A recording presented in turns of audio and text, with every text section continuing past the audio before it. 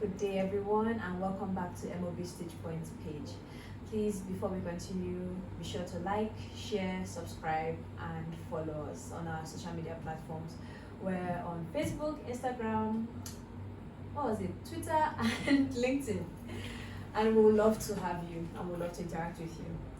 Now, today's topic is going to be business ethics.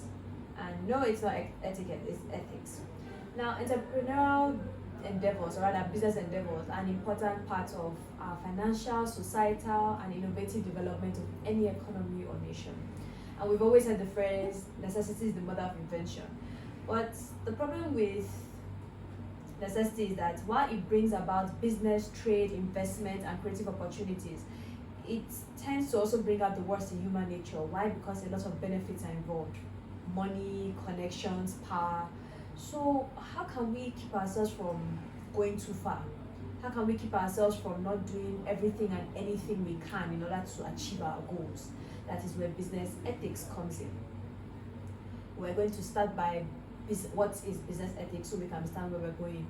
Business ethics can be defined as the standards which define the moral right and wrong way of doing business. In other words, these are the rules, these are rather unspoken rules of how you do business and how you do it well. We also have to keep in mind that not everything that is ethical is legal, but not everything that is legal is ethical. And that's where business ethics comes in. Even if it's legal, is it the right thing to do? Who are we affecting? As we've already spoken about in business etiquette, politeness and consideration. So business ethics basically gives us the rules on how to be polite and considerate of not only our colleagues, our clients, but everybody else around us in our economy.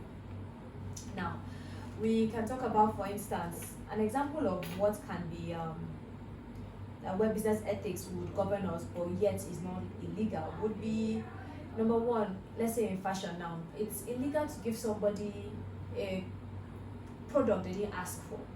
But what if you gave them the exact product they asked for, but it might not have been of a higher quality and they don't know? Have you crossed any line? Would you say it's illegal? No, because you gave them the product they asked for. You gave them exactly what they asked for. However, you didn't alert them, or you didn't give them the best product. You didn't give them the best quality. And that's where business ethics comes in. That is when you start looking like, okay, what I did was wrong, not in the eyes of the law, but morally that was wrong. And that's where we now lead to why it's important to us, business ethics to be precise.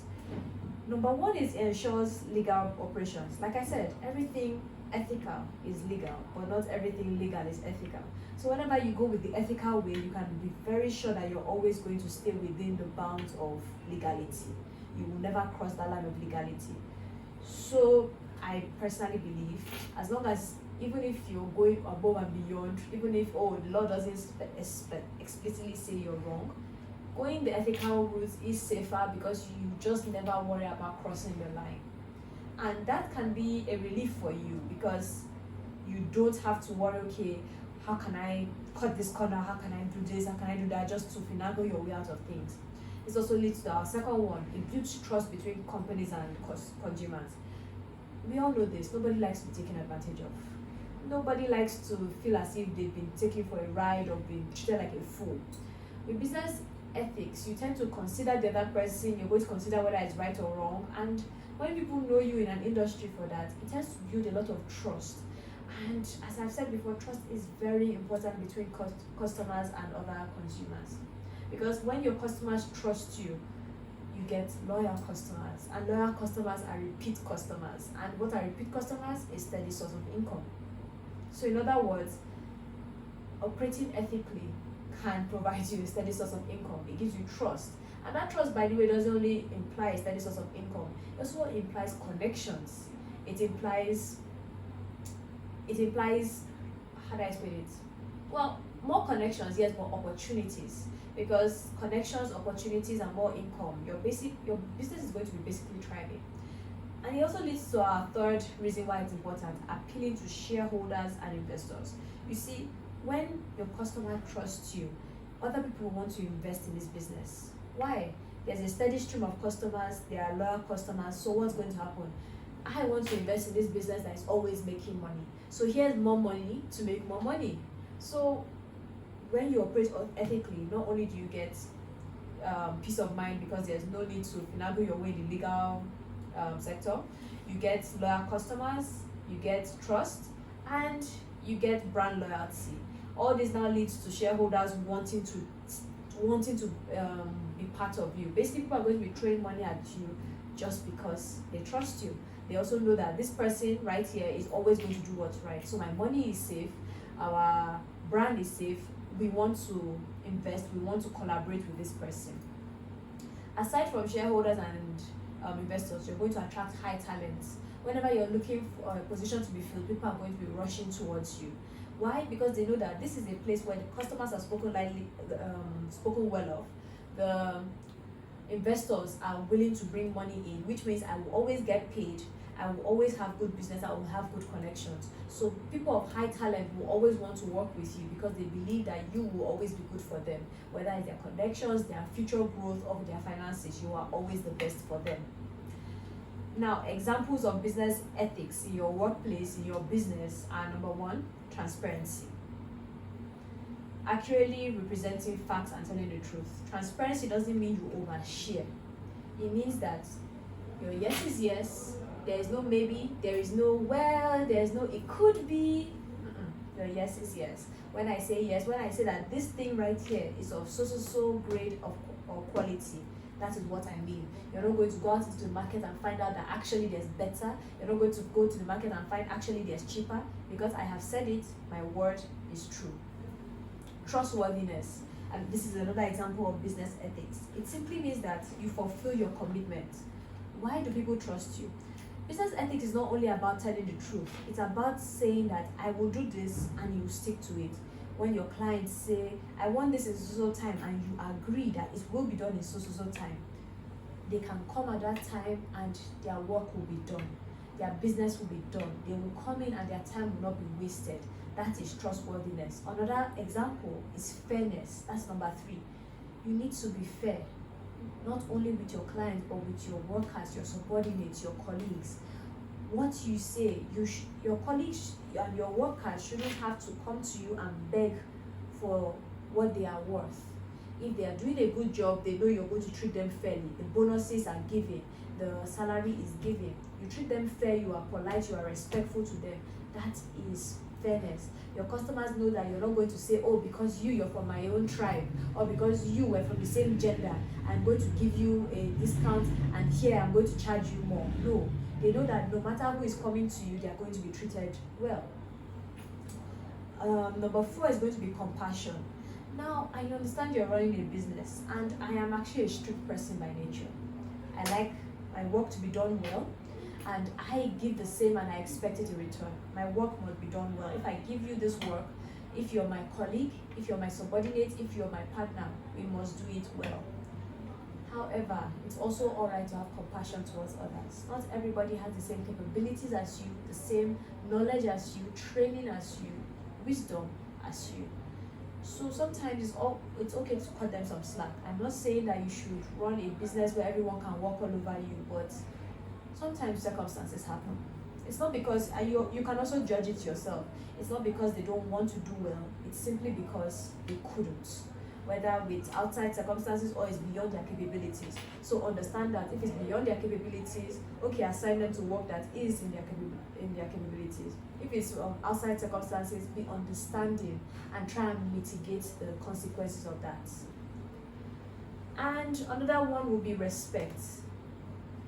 One thing people forget is respect is not debasement. Respect means being humble, but at the same time confident in your character, in your ability. You need to have respect for yourself and then have respect for others. You value their time. You need to value their time. You need to value your own time, value your own business. You cannot say because somebody else, you want to help a family member or anything, you are going to run your business to the ground. That is not it. You have no respect for yourself and people will not have respect for you. Number 6 is going to be lawfulness.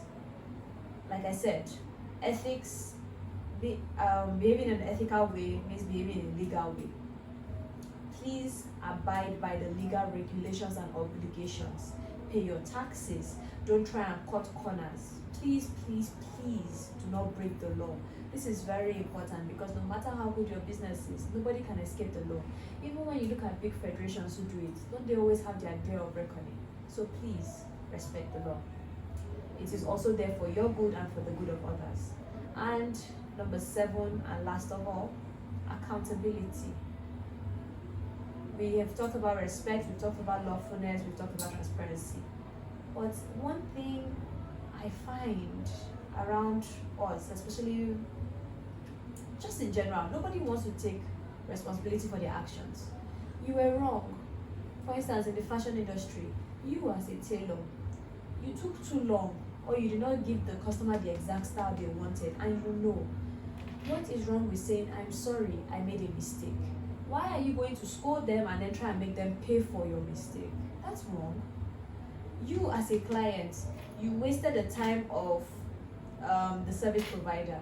You should be able to say, I'm sorry. This is not the time you should be shouting at them, shouting at your colleagues, taking out your anger on your subordinates. No, you made a mistake, you apologize and try to do better. My mom always used to say, apology simply means you're saying, I will do better next time. So when you apologize, try and do better. And please, we should also note, this is something my mom made us learn over and over and over again till we could remember it for the rest of our lives. Excuses are tools of the incompetent, monuments to nothing. They that use them are not wise. Don't make excuses. You made a mistake, apologize and do better. Now, I'm going to leave you all with just the 7 social sins by Mahatma Gandhi. He postulated that politics without principles, wealth without work, commerce without morality, knowledge without character, pleasure without conscience, science without humanity, and worship without sacrifice. These are the 7 sins in life in general, and they can be applied in business. For instance, politics without principle. You can run a business with politics, but if you have no principles, no stopping points, no bottom line, you're just going to become a tyrant, aren't you? Wealth without work. We've seen it before. When you dash people money, they don't seem to appreciate it as well as when it was hard earned. When it's hard earned, they tend to realize that, okay, it was hard for me to earn this amount, so let me plan well, let me not spend it all at once, let me do better. But when you give people money, they tend to waste it. Same with you. You need to understand that this money you're getting is hard work. Respect it. Commerce without morality. You cannot operate business without morality. A lot of people say it. Like I said, a lot of people behave unethically, but yet it's legal. When you do that, nobody wants to do business with you. That's when you get cutthroat business. Nobody wants to do business with somebody who is cutthroat. Knowledge without character. No matter how intelligent you are, if you are arrogant about it, nobody cares how smart you are. They don't want to associate with you. Pleasure without conscience. It's okay. It's okay to enjoy your hard-earned work. It's okay to enjoy the fruits of your labor. But please keep in mind your conscience. Do not carry on and forget your conscience. Do not do everything that, oh, because I'm going to enjoy, I'm going to get blackout drunk and go and just do crazy things. You need to understand you are an adult, you are a responsible person, have conscience.